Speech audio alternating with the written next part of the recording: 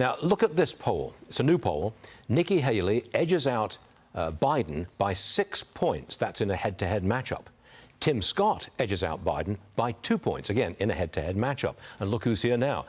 Senator Tim Scott, the man himself. Mr. Senator, thank you very much for coming on the show. It'll be great to see you again. First question. Thank you, Stuart. Thanks for having me. How are you going to catch up to Nikki Haley?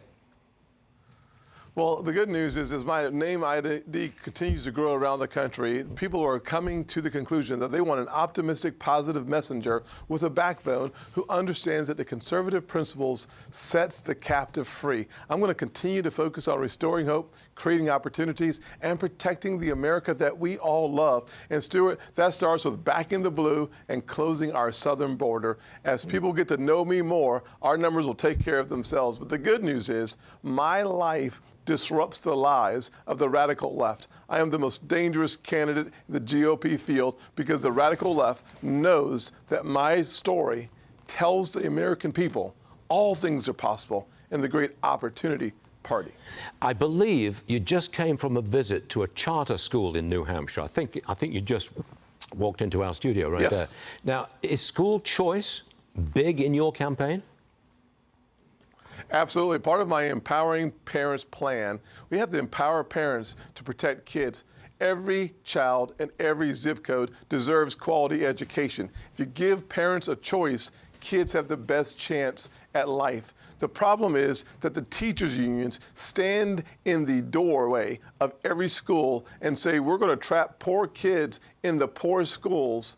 That is wrong and it is immoral. I will break the backs of the teachers' unions and give our parents the choice they need and their kids the chance to succeed. But, Mr. Senator, education is a state issue. Would you make it school choice? Absolutely. Can you make school choice a federal issue?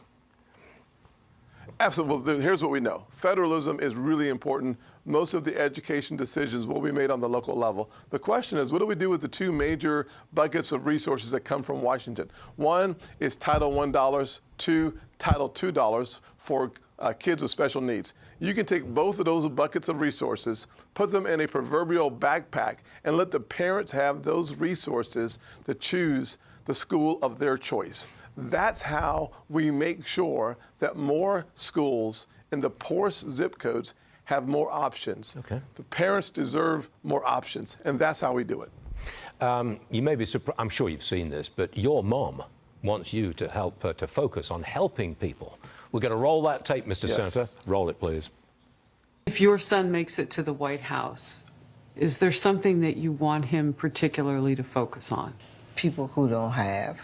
I think it's just important that we have a president who is able to help people, help other people succeed in their life, because sometimes life can be hard. How exactly are you going to do that, Mr. Senator? Your mom says people who don't have a lot. It sounds like, in what way will you help those people? Well, one of the things I did, Stuart, as you think about back at the Tax Cuts and Jobs Act of 2017, I was one of the primary authors of that bill. What I thought about was being raised by that single mother, beautiful woman that she is. What we did in the TCJA is we cut her taxes, a single mom's taxes, by almost 70%, dual income families by over 60%. We returned to the average family over $4,000, and we brought unemployment to the lowest level we've seen ever in the history of the country for African Americans, Hispanics, Asians, 70-year low for women, and a 50-year low for the majority population. That's how we restore hope and create opportunities. I've also said my mother worked 16-hour days. She taught me there's dignity in all work. And that's why if you're able-bodied in America, you work. It's one of the ways we restore dignity for the average person in our country. These are simple principles that need to be seen, felt, and understood from sea to shining sea.